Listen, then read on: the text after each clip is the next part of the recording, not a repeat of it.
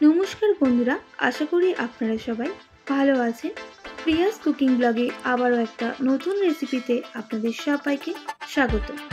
আজকে আমি আপনাদের সঙ্গে চিকেন কষা রেসিপিটা বা চিকেন কারি রেসিপিটা শেয়ার করব। আশা করি আজকের রেসিপিটা আপনাদের ভালো লাগবে। চলুন বন্ধুরা, আজকের রেসিপিটা বানিয়ে নিয়েছি। চিকেন কষা বানাবো, তার জন্য আমি 1 কেজি চিকেন নিয়ে নিয়েছি। চিকেনটাকে ভালো করে ধুয়ে পরিষ্কার করে নুন মাখিয়ে জল ঝরিয়ে নিয়েছিলাম। এরপর ম্যারিনেট করে নিতে হবে। দিয়ে দেবো 1/2 টিস্পুন হলুদের গুঁড়ো, 1 টিস্পুন সর্ষের তেল, আর দিয়ে দেবো একটা পাতি লেবু। লেবু দেওয়ার পর ভালো করে মাখিয়ে নিতে হবে। এবার রেস্টে রেখে দেবো কয়েক মিনিটের মতো।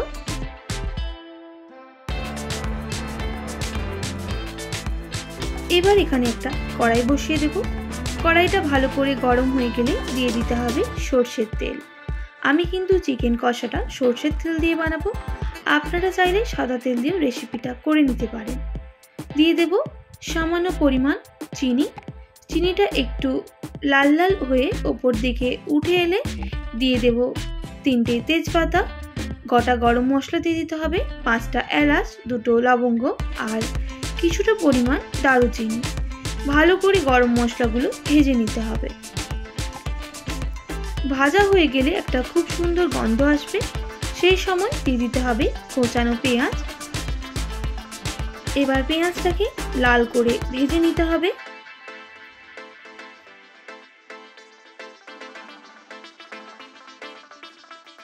পেঁয়াজটা ভাজা হয়ে গেলে দিয়ে দিতে হবে 3 টেবিল চামচের মতো রসুন বাটা। এবার রসুনটাকে ভালো করে ভেজে নিতে হবে যতক্ষণ না রসুনের থেকে একটা কাঁচা গন্ধ চলে যাচ্ছে।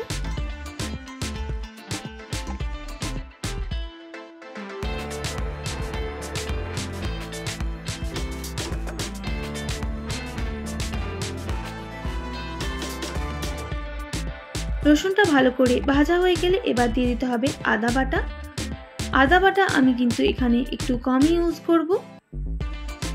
আবারও ভালো করে মশলাটা কষিয়ে নিতে হবে।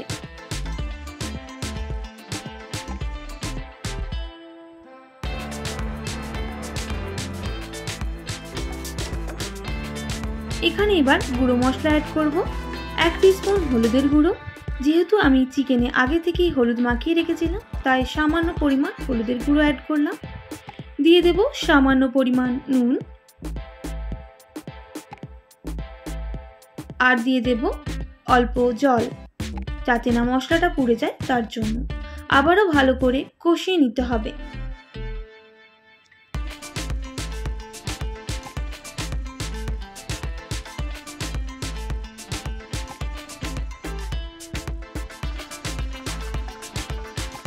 এবার আমি টমেটোটা অ্যাড করে দেব, যেহেতু আমার মশলাগুলো ভাজা হয়ে গেছে। এবার টমেটোটাকে মশলার সাথে বেশ কিছুক্ষণ ভেজে নিতে হবে।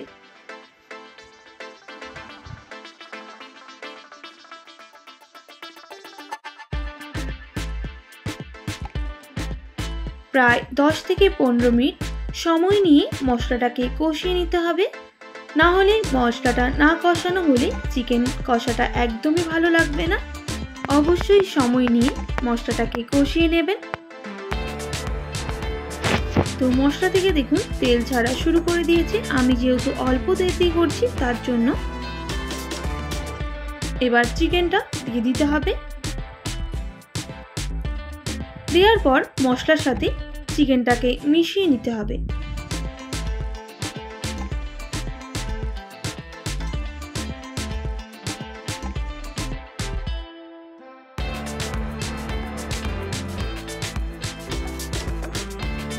মেশানো হয়ে গেলে এবার ঢাকনা দিয়ে ঢেকে দেব 2 মিনিটের জন্য। 2 মিনিট পর ঢাকনা খুলে নাড়াচাড়া করে নেব, না হলে তলার দিকটা একদম ছিটিয়ে যাবে।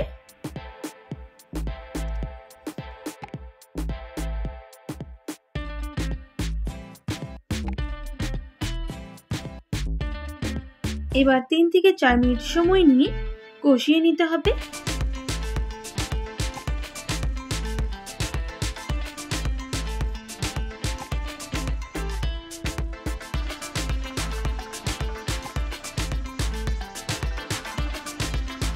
আবারও ঢাকনা দিয়ে ঢেকে দেব বেশ কিছুক্ষণের জন্য।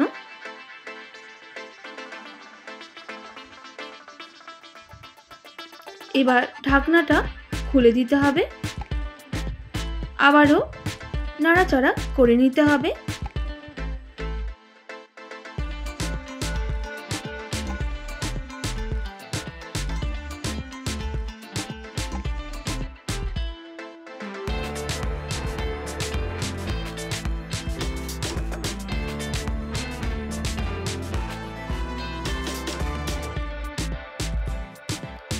এইভাবে বেশ কিছুক্ষণ নাড়াচাড়া করার পর এখানে লঙ্কা দিয়ে দেব।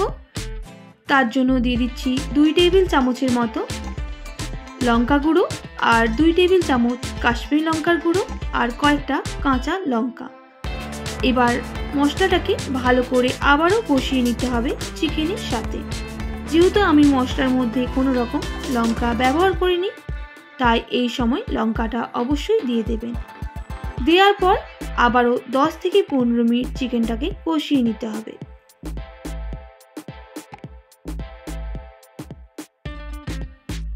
তার জন্য আমি কিছুক্ষণ ঢাকনা দিয়ে ঢেকে দেব। এবার ঢাকনাটা খুলে আবারও নাড়াচাড়া করে নেব।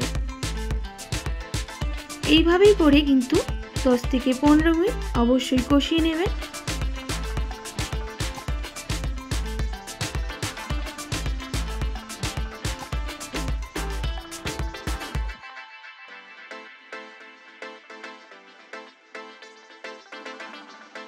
মিনিট পর দেখে নিতে হবে চিকেন থেকে তেল ছাড়ছে কিনা। তো দেখুন সাইডে তেল ছাড়তে শুরু করে দিয়েছে। আরও প্রায় 2 মিনিট মতো চিকেনটাকে কষিয়ে নিতে হবে।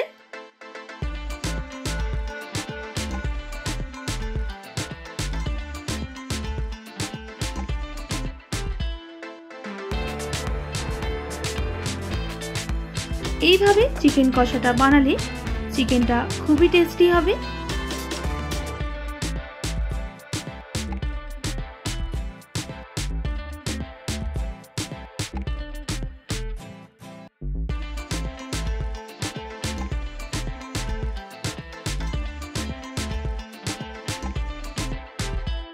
আরও 2 মিনিট আমি কষিয়ে নেব, তাহলে একদম রেডি হয়ে যাবে চিকেন কষা বা চিকেন কারি রেসিপিটি।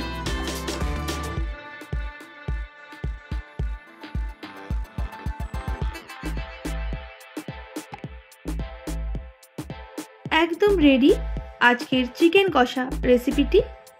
আশা করি রেসিপিটা আপনাদের ভালো লেগেছে। ভালো লেগে থাকলে অবশ্যই একটি like, comment, share and subscribe করে আমার পাশে থাকার অনুরোধ রইল।